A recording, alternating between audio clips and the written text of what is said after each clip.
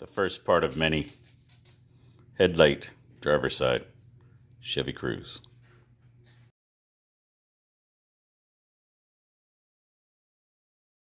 Hey, this is C-Muron. We're going to do some work on the car. As many of y'all know, I hit a deer. So we're going to have to replace that whole front bumper cover, the light assembly, the horn, the fog light, and this front fender. I'm going to leave the door alone for now. I might change that later, but we'll worry about it later.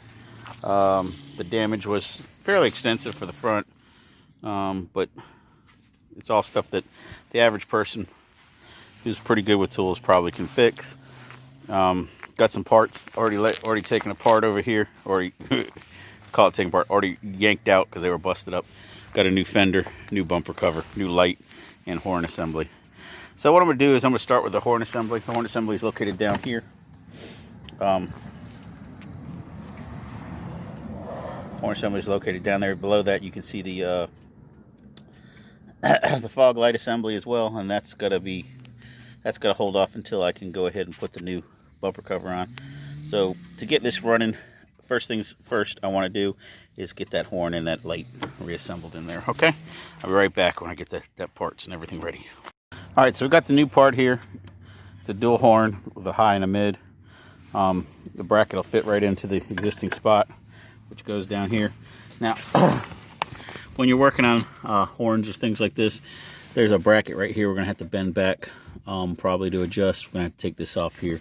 So what we're looking for is what we damaged to see if we can fix it. There's damage down here on both ends of the horns, and they can be bent out a little bit. The reason we're replacing these is they stopped working soon after the impact.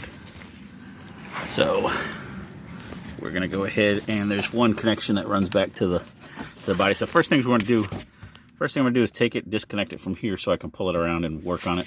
Then I'll disconnect this bolt back here and pull the whole assembly out.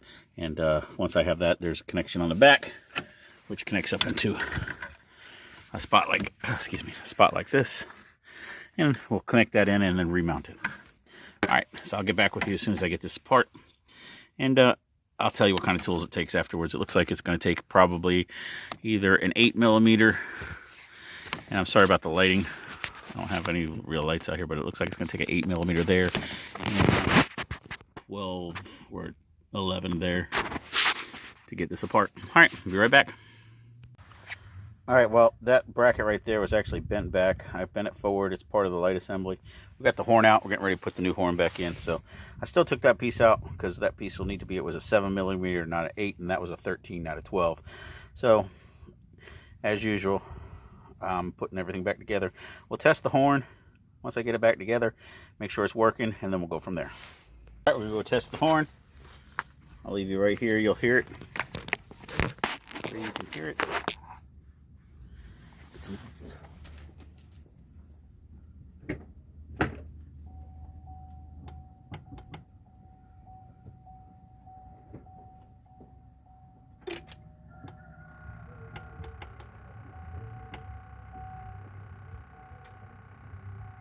Or not.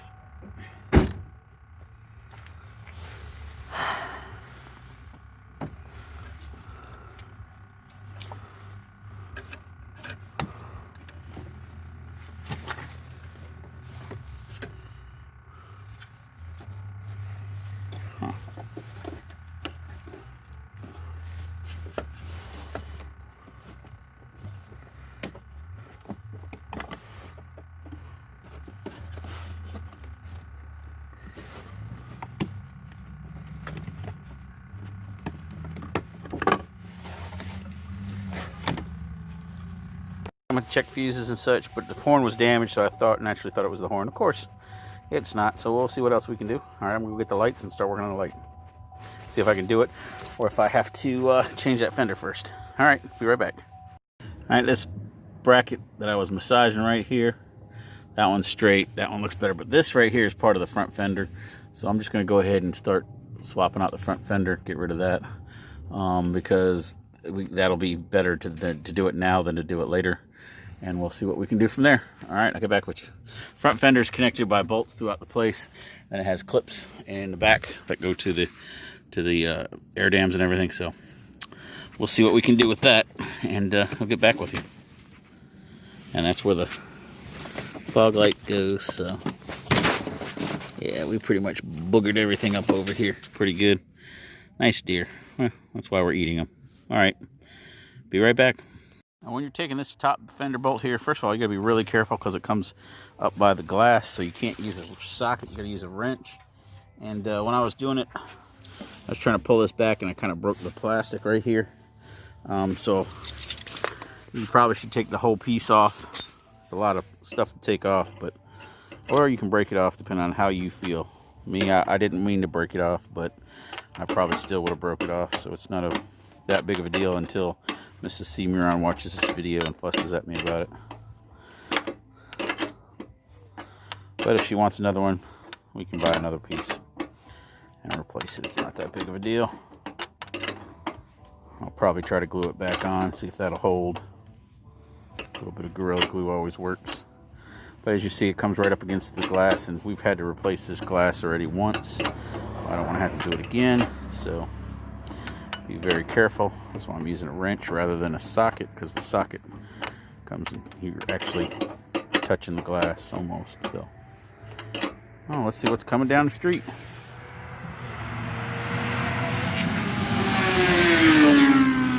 Zoom! Nice little motorcycle. Yeah, I live on a long country road, so people tend to either fly from the beginning of the road going out that way or start over that way, which to me is, if you're going to do it, makes more sense to be headed towards my house rather than away from my house. Because towards my house, once you get about to my house, you can start checking up and get stopped for the stop sign at the end of the road, and then turn onto 42. If you go the other way, you're coming down by a sheriff's training station. And if they're there, you're going to get caught. Oh, here he comes again. So he knows they're already gone. So we're going to set it up again. Watch how fast he goes. Okay. All right, so it's probably the bottom bolt holding everything in. That's the last bolt we have to do, is the bottom bolt. See if I can give it a good tug and pull it down and make sure.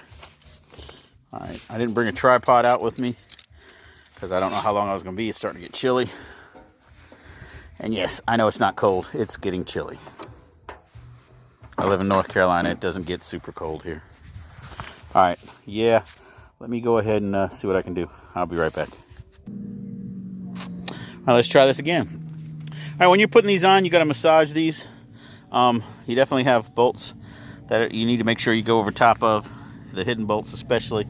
Come down here. You got bolts that come in here, but you're basically looking at making sure your lines line up down the car. There's a seam, a fender line, you know, a nice beauty line right here that runs down. You want to make sure they line up as close as you can get them, which that does. I do have an issue down here that I'm going to have to figure out. This fender appears to not have, it's an aftermarket fender, so it's been it doesn't take into effect all the ground effects you might have on your car, and this is an RS, so it has a little more on the way of ground effects. So I'm gonna have to massage that, make that, fold it, screw it, whatever, make that work. Up front, you want to make sure if your car's bumper cover is here that your bumper cover lines up. As you see, it would, if it wasn't broken, it would line up pretty good. And we can go ahead and address that as well once we get the new bumper cover on, which is over there. All right, so I'm gonna bolt this down, get this set up, because I can now start getting ready to work on the light, because now I have the brackets right. They're down there, the brackets you need to connect. And I found out what was wrong with the horn. I did blow a fuse in it, so I'm gonna replace the fuse. Not a big deal. So I'm gonna get back with you. But thanks for watching. Hope this is helping somebody. Don't forget to dry fit everything before you button it down. So that's what our new light's gonna look like. Still got the plastic, protection plastic on it. I got a little bit of massaging left to do, but it's gonna definitely looks a lot better than the other one. So I'm gonna end up buying another light because I need this grill stuff. because that light's a little dingy. I could try to clean it, but there's a lot of cracks internally from the heat of the halogen. So I think I'll probably just buy a new one and just replace that light as well, making it look so much better. We did have to do some work on the fan and the shock absorber for the radiator to get that back in place.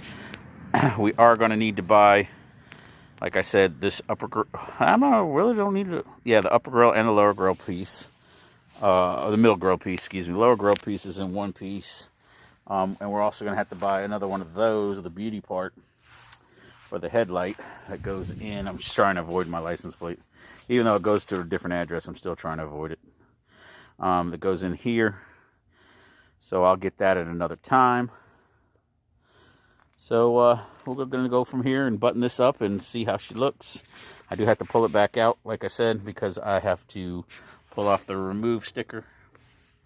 Because I didn't, so I can put the light in and see if the lights work, the new light works, or if I blew a fuse there too. All right, well, thanks a lot. As you see, it's coming along, and a little bit of patience and a lot of basic knowledge of tools will get you a long way and save you a lot of money. Now, this fender came to me primed this color. You could have bought this fender painted for probably another $150, $200. But I'm not really worried about painted. This car is she's getting old. She's got 125,000 miles on her, and I've been racking up miles on her lately. Driving back and forth to work all the time. So we're just going to make her look presentable and go from there. If we want to paint her at some time, we'll go ahead and get her painted. But right now, we're very happy with the way that this car runs and gets us great gas mileage. So I'm not a Chevy guy normally, but I'm not knocking this Chevy Cruze. It's been a good car for me. All right, so let me go back and get this buttoned up and do some more adjustments on the lights and everything, get it straight, and come back and see if we can show you the lights working. Okay, well, after math, the light's not working. We got to check the ground wire, make sure the ground, everything's good on there. We had to change several fuses in the car. If it's not that, the next thing will probably have to be the fuse box will have to be replaced. There's an issue with the fuse box from time to time causing issues with wiring. And being that we hit a deer and the deer popped a couple of fuses, we could pop the fuse for the horn, but that was a quick fix. It also popped, we also popped the light fuse, but that one doesn't seem to have corrected that light fixture. So I'm going to have to go ahead and do that. So that'll be another day to get that up and running. And then I also need to take that bumper cover off and get that started as well, get that replacement started as well. I didn't really want to do the bumper cover just yet until I get the grill parts in, because all that's going to pop in. I don't want to have to take it back off to put stuff back in. So that being said, I don't know when I'll get back to that, because I need to reorder the grill parts, because the grill parts that I ordered, I got contacted from the seller and they were broken, so he didn't ship them to me, but he did quickly refund my money, so I was very pleased with that. So neither here nor there. The car's not completely ready, but we're headed down the right path. And it's starting to look good. All right, well, back to our regularly scheduled programs. See you around. Peace, dollar out.